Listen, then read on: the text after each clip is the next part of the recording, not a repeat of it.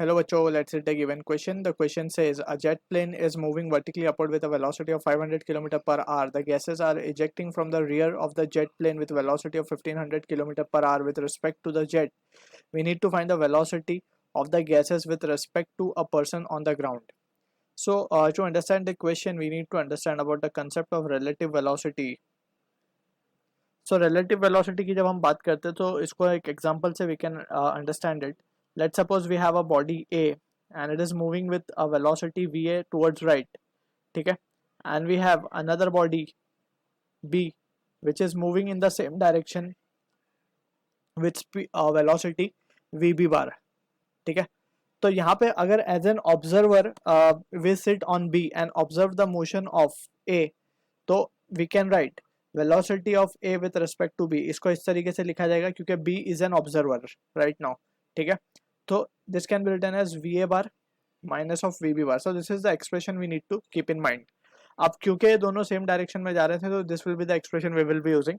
If let's say body A का direction अगर हम रिवर्स कर दें, उल्टा कर दें, सो यहाँ पे since it is a vector terms, तो यहाँ पे ये हो जाएगा negative of v A bar, ठीक है.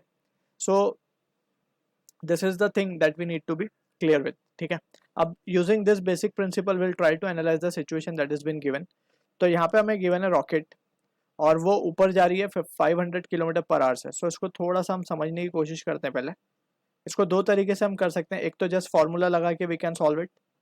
सो यहाँ से let's say this is rocket is been moving in the upward direction with velocity 500 kilometre per hour given है. तो लेट्स से हम मान लेते हैं वेलोसिटी ऑफ जेट से ऊपर जा रही है ये, ठीक है. अब it is been given that the gases are ejected from the rear of the plane with a velocity of 1500 kilometre with respect to the jet. अब यहाँ से जो गैसेस बाहर निकल रही हैं, लेट्स से जो गैसेस बाहर आई हैं, तो ये गैस की वेलोसिटी जो है, it is been given velocity of gas with respect to jet is been given to us, ठीक है. And we have been asked to find the velocity of gases with respect to ground. Basically ground के respect में अगर कोई person is standing on the ground and is observing the motion, so इसके respect में क्या होगा. तो सबसे पहले तो हम बात करते हैं, ये जो हमने फॉर्मूला लिखा उसके बेसिस पे हम सॉल्व करने की कोशिश करते हैं. वी कैन राइट, अच्छा यहाँ पे जो वी ए है this is the absolute velocity, या फिर हम यूँ कहें कि velocity of the body a with respect to ground. अब यहाँ पे कुछ नहीं लिखा है, means ground, so it is g, right.